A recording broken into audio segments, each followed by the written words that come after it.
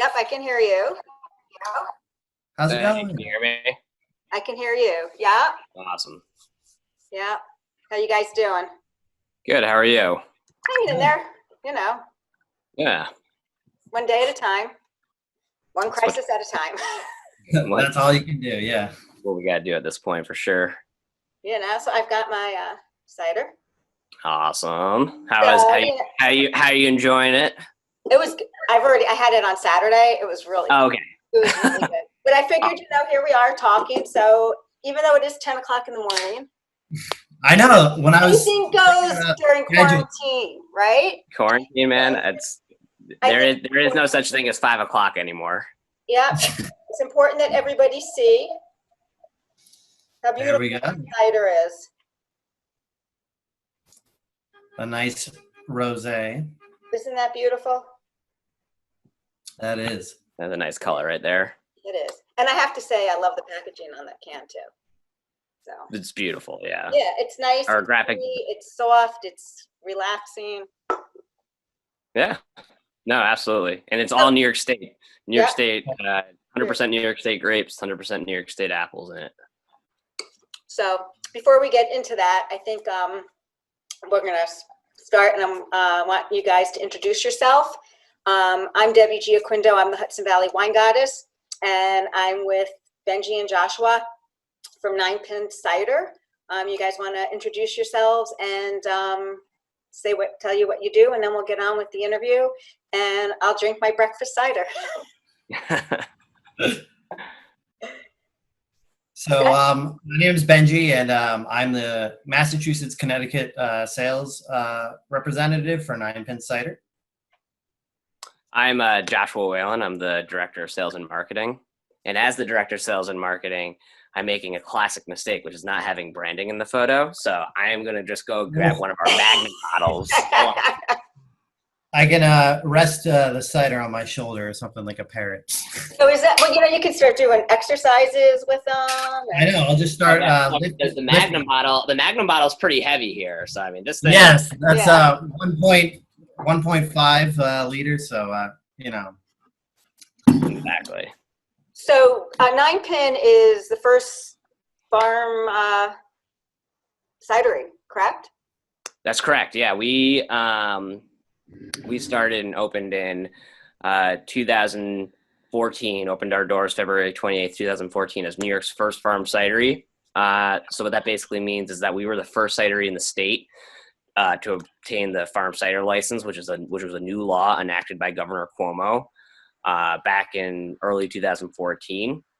And what the license allows us to do is operate our own retail space and sell direct to consumer while also producing hard cider. So before, if you couldn't produce hard cider and sell direct to consumer, so this allowed us to basically operate our own tasting room, do farmers markets, which was really big because our tasting room, and obviously it's being affected right now with COVID, but our tasting room typically is an amazing place for people to come to meet us, to try our ciders, to try everything we have on tap, and really just get experience Nine Pin to the fullest. Yeah, and it's also in my book. There you go. Numerous times.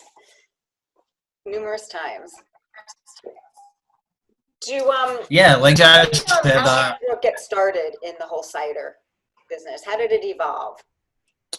So it started with my cousin Alejandro. He grew up in the Hudson Valley. He grew up in Ghent, New York, right outside Chatham. Mm-hmm.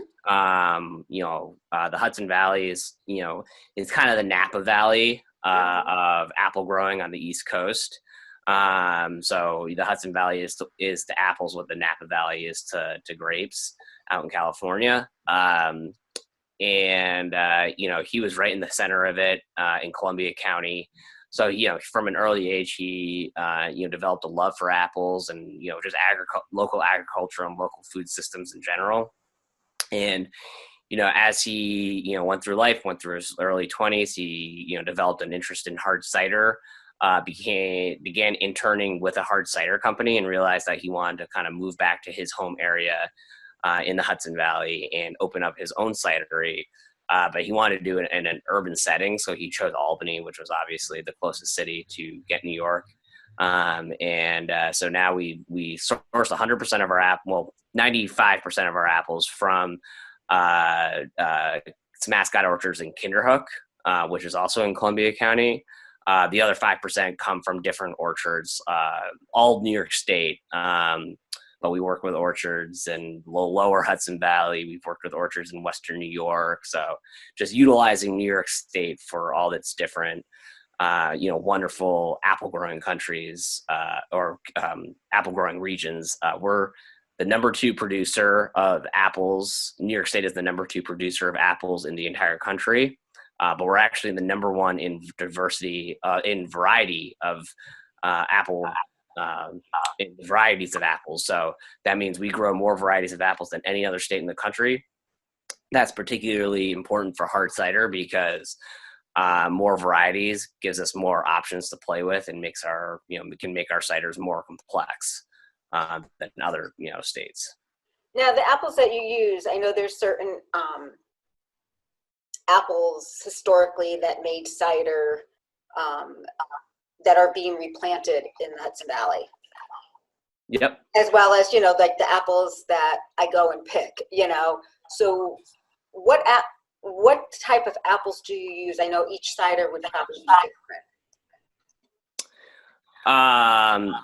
different. We use a blend of about 20 different apples in our signature cider. It's a farmhouse blend. We use anything from McIntosh, Golden Russets, Jana Golds, McCowan's, some Pink Ladies, some dessert varieties that you'll see in the grocery stores, but we'll also use some really nice cider making varieties, Crimson Golds, Jana Golds, Gold Rush. It's a blend of different apples. We do some single variety ciders. So we'll use ciders that, only utilize one apple. Usually we save those for those sort of cider making apples. Those are your Golden Russets. We've done a lot. So it's really great. How many apples does it take to press to make 1 can of cider? Benji, do you know the answer to that? Isn't it you're gonna have to help me on that. It's like 20, right? It's about 3 to 4 apples that takes to do 1 can. Oh, yeah, I way overshot it, but yeah. And like Josh said, the whole focus of Nine Pin and the mission is just supporting local New York agriculture. So in every can, regardless of flavor, we source different ingredients. Like the one you're drinking, he said, we're taking grapes and we're taking blueberries, all grown in New York. We do a cranberry cider. We even work with a local tea company in Albany, and we do a infusion collaboration with them. So we have infusions and we also have co-fermentations. So they're a little bit different, but they're all part of our brand portfolio. When you talk about co-fermentations, well, before we get into that, can you take me through the whole process of making cider from the time the apples come into the cidery? Okay, they get delivered, they're in bins, then what? Yeah, so initially we obtain our apples from some Mascot, but they're actually pressed at the orchard, and then we get a big shipment of juice depending on what varieties we would like in our blends. And from there, we move on to the fermentation stage. And at that stage, we do a cold fermentation. It helps retain a lot of the apple characteristics. I used to work at a different cidery. Depending on your cider making process, you can actually speed up and slow down the fermentation, which drastically changes the characteristics. I'm sure you know in winemaking as well, the type of yeast goes into consideration as well. So we use a neutral white wine yeast in pretty much the majority of our ciders. And we also have one that we use, a Belgian Abbey ale yeast. It's really good. Almost a little bit more beer characteristics come out because of that yeast. But we can do co-fermentations, as I said before. So in that stage, we would be adding, raspberry, blueberry, whatever type of flavor we would want to add, and then ferment in that initial stage. Now this cider rosé, you took the skins. Explain Yes. how all that works. So and where, if local wineries, I'm assuming from the Hudson Valley, contributed to Yep. that. So yeah, we so basically the whole idea of the rosé cider happened like 3 years ago, when a local cider company in Schenectady, New York, that reached out to me, told me, we just finished our pressing for the year. We have, barrels upon barrels of grape skins that we're just going to throw out. We usually, they usually composted them, and they just said, is there anything you can do with them? And I said, yeah, sure. We'll take them off your hands. So we just took the leftover grape skins from their pressing and made a very small batch of our first rosé cider, because all those grape skins, they still have some residual sugar in them that can co-ferment with our cider. So, and all those grape skins are filled with tannins that make that cider especially great. Give it that, that real tannic quality that makes it one of my favorite ciders to drink. So, And look at and when we originally did it in 2017, we made a small batch. I was then contacted by InStyle magazine. One of their editors had gotten a hold of it. I didn't know who InStyle magazine was. I thought it was a small blogger in New York City. So I was like, sure, you can write an article about our Cidre Rosé. And then InStyle magazine wrote an article, and they called our Cidre Rosé the drink of summer 2017. And that was in early April. And when that happened, our phone started going off the hooks. We sold out of our cider in a couple days. And then I finally asked myself, I was like, I wonder who this InStyle person is. They must be pretty popular. And I looked them up online, and I realized they were pretty popular. So it was kind of one of those scenes from Jaws moments where it's like, we're going to need a bigger boat. It's like, we're going to need a lot more cider. So unfortunately, we do all of our fermenting in the fall because that's the harvest. Mm-hmm. And we do the majority of our fermenting then. And that's when we got all the grape skins. And, back, when you get into April, there's no more, none of the farmers still have any of their, or the grape growers still have any of their grape skins left. So we couldn't make any more. People were just asking us to make more, but it's like, because of the process and using just farm-based products, it was impossible unless we wanted to do grape extract, which we of course weren't going to do. The next year, now every year that we of course then planned in 2018 to make a lot more. And so every year that cider, the Cidre Rosé that you're drinking right now, goes incredibly fast. It is really good. Yeah. I'm really, and this is great because I had it Saturday night with my husband when we came back from the restaurant, and it was whatever, 9 o'clock at night. But my palate is fresh, and it is just. I would suggest, instead of apple juice in the morning, definitely drink this. During COVID-19, when there is, it's 5 o'clock all the time. Exactly. But in all seriousness, I dabble in cider here and there, and this is just I really like it a lot. And I think I've done your cider at my wine seminars at the wine festival. Yes. Yep. You have. Yes. Yeah. I've used your ciders, and it's always gone over well. Now the grape skins that you use for this particular cider, does it change every year depending on what's available, or do you work with the same wineries every year and you get whatever, like the blend? I mean, I know it all attributes to the taste and the flavor. So does it change every year? Or? Yeah, so it will change year to year.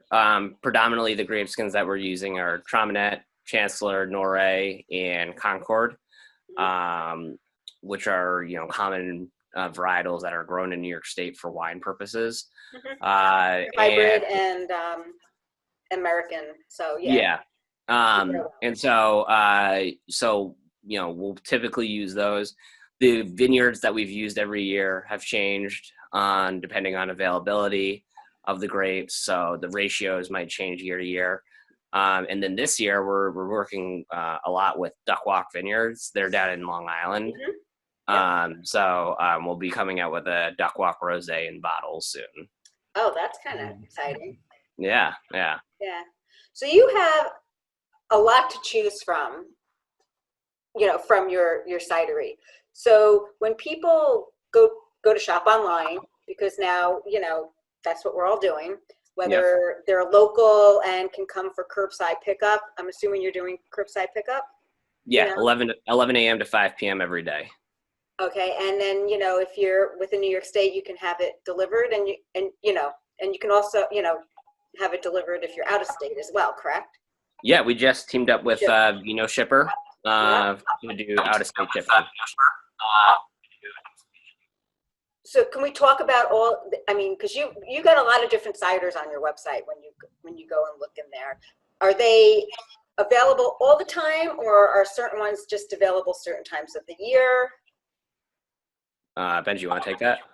Yeah, so typically we do have our seasonal releases, but our signature and our ginger are our core ciders that we go with. Right now we're in our rosé phase, but throughout the year usually you can still find some ciders from small batches. We have our 12-ounce can format as well as 650 milliliter bottles. And then we've been doing 750 milliliter bottles of a lot of our co-fermented blueberry, raspberry. But you can always find your favorite cider, and we'll do small batches. I know we just released some blueberry cans, and then they fly. So you should follow Nine Pin Cider on Instagram if you're trying to, get what's new and the new flavor that's coming out at that time. Yeah. We'll do very like Benji said, the stuff that you'll see for the out-of-state distribution will be more of our core ciders, but just because it's the limited ones that we are selling for in-state shipping just go so fast. When we have a new one that we just only have some of them we only have 10 cases of, honestly. The raspberry lime, right? Yeah, I posted about this new one, raspberry lime, yesterday. It sold out within an hour. Wow. Yeah. So that sounds really refreshing. Yeah, exactly. Believe it or not, I didn't even get a chance to try it. and now I won't because it's gone. So. Yeah. We have a very local, loyal fan base that just really, bites on whatever the new flavor is. Yeah. That's the benefit out of that apple. Yeah, bite it right out of the apple. That's the benefit of having our tasting room in Albany. Is we're able to get direct with the consumer and just spend time, share a cider with them, and it really has become a following. I think Josh can speak about our 26er club a little bit and what that's meant. So the 26er challenge is something that we started back in 2016, and it was a challenge that we were going to release a new cider in kegs every 2 weeks for a year. So 26 ciders was 52 weeks in a year. And when we originally did it, we came up with these ridiculous prizes that came along with being a 9 Pin 26er that were free happy hour pricing for life, early access to bottle releases, t-shirts. We throw you a all you can drink cider party at the end of the challenge and stuff.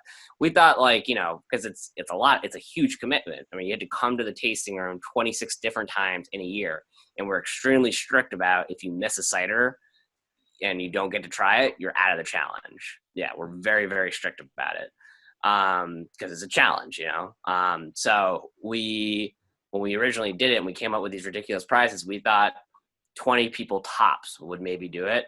The first year that we did it, we had 370 people finish. Oh my God, that's fabulous. Yep. And then the second year when we did it in 2018, we ended up, there were some repeat ones. that people that did the challenge twice. But overall, our number of 26ers went up to 699. So now we have 699 confirmed 26ers. They're either 26er silvers. That means they've done it twice. They did it both in 2016 and 18. Or they're 26er bronzes. That means they've only done it once, either 2016 or 2018.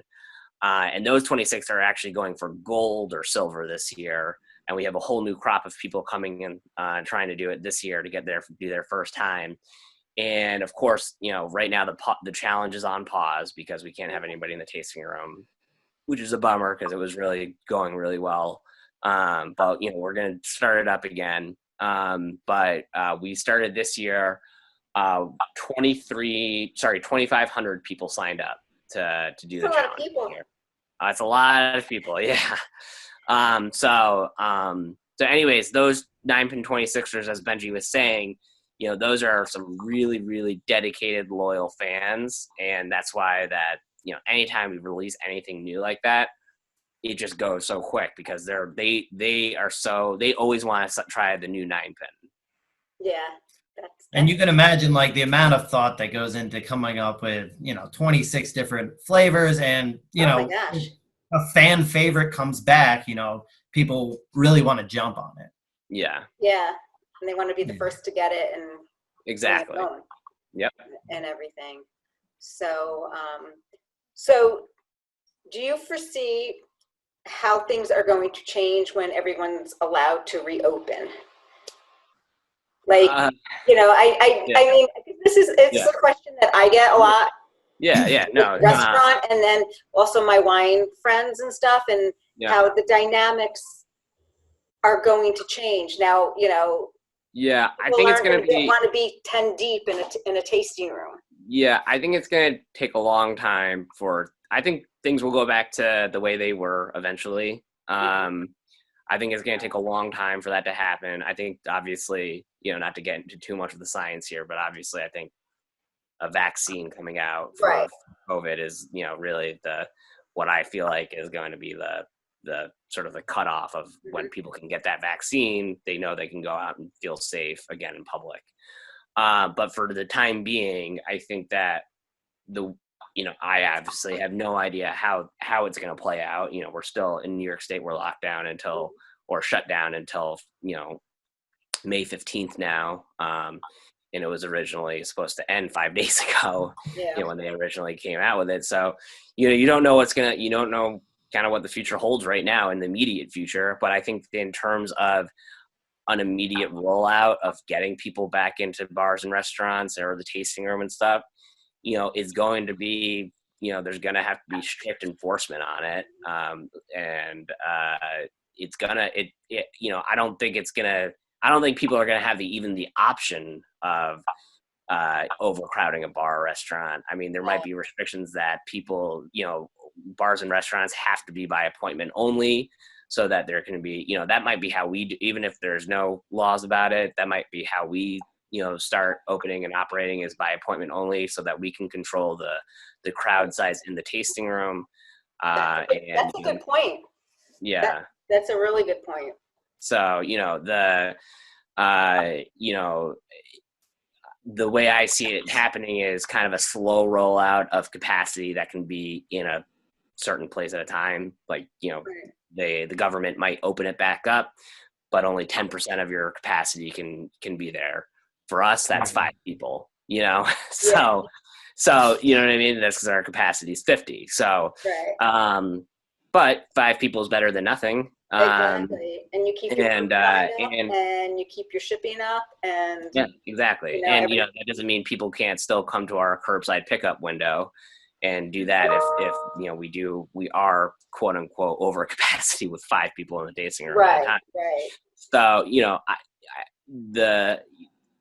that's an idea. But until there's an actual vaccine out there, or until we get widespread testing for antibodies, until we know more about the virus, I think that it'll be a long time until things go back to normal. I'm kind of agreeing with you there. And, Yeah. and I think the appointment only is a really good idea, Yeah. because that's something that you can control. And then Exactly. you know how many staffers that you have, staff to bring in to manage the appointments and then manage your takeout. Yep. So, is there anything else you want people to know about Nine Pin? We talked briefly just about the cider rosé, and you touched on the tea, but do you want to touch on all the other different types of ciders that are available that you produce? Sure. Benji, you want to go over the couple ones that that are on the website right now? Yeah. So so our Cidre Rosé is our seasonal right now. We typically always have our signature blend, which is one of my favorite ciders, a nice crisp apple flavor, if you will. Then we also have our ginger, another core item of ours. Unless they, sell out right away, then we usually always have those posted. From there, we just left Earl Grey season, and that's a phenomenal seasonal. Lots of bergamot, lemon peel flavors, so that's gone. But we have our light cider, which is a great. Actually, do I have some with me right here? Yes, I do. So it's a cucumber lime right here. It's a light cider, and it's actually a different take on cider. It's based off of Ciderkin, which is a cider that was created during colonial times, back when the drinking water was not quite drinkable at the time, and they would create an apple pomace blend and actually get the leftover residual sugars from the apple pulp. And After it's pressed. Yeah. after it's pressed, and then extract some of those residual sugars and make a very low alcohol cider, which then made the water drinkable. So that's our take on it, and ours is cucumber lime, and it's very refreshing. And instead of doing just like a watered down sort of pulpy blend, we actually wanted to add some extra body to the cider, and we made a chicory root tea infusion, and we're able to extract more residual sugars from the pulp in that way. And it really creates a dark looking cider because of that chicory root, but it allows us to have a nice low calorie, refreshing beverage. And that's available on our website as well. The rosé, the signature, and ginger are pretty much going to be there for this season. And then, of course, as I said before, Josh is always posting the new releases that pop up on the site. And So those Josh, are where are these being posted that people can follow? You can follow us on at Nine Pin Cider on Instagram, Nine Pin Cider on Facebook, Nine Pin Cider on Twitter. You can always go to our website, ninepincider.com. That's actually where you can find our online store, and we'll have everything on our online store always updated and whatnot on the website. So a couple different spots that people can check. Yes. So we have like that Belgian one that I spoke of earlier. We have that in cans right now available on the site. We have blueberry as well still. And we also have a non-alcoholic sparkling cider from the same orchard, Samascot Orchard. They press a non-alcoholic cider. Great. Yeah. So do we want to talk about the giveaway? Sure. Yeah, Benji, take it away, man. Okay. Yeah, so when I reached out to Debbie, we decided to put together a little giveaway for her followers. And I know she said that she's going to be giving away her book. And we are offering $25 gift card as the prize for our online store. So what we're going to do is I'm going to post on Instagram tomorrow the coupon code to order. And in order to be put into the drawing for the gift card and the book, they have to like both of us on Instagram and tag at least 2 friends. So, Sounds great. So at Nine Pin Cider. and I'm at HV Wine Goddess. And I want to thank the two of you, Benji and Joshua, for talking with me this morning all about Nine Pin. It's great. I love your cider, and I'm really digging this rosé. And I always liked your cider. I used it in the wine, the wine festival for the seminars. And if we have the wine festival this year, I'll be in touch. Yeah, we'll see. We'll see. Hopefully. I don't know how things are gonna pan out. I don't know if people are going to really want to be in areas of close contact. Yeah. And festivals really hit that on the nail. Yeah. So I don't know. I think everybody is just wait and see day by day. Yeah. I mean, the only thing we can all do is work together and keep drinking. Keep drinking great quality. Drink responsibly. Just because we're sitting here in our homes quarantined doesn't mean you go out and go nuts.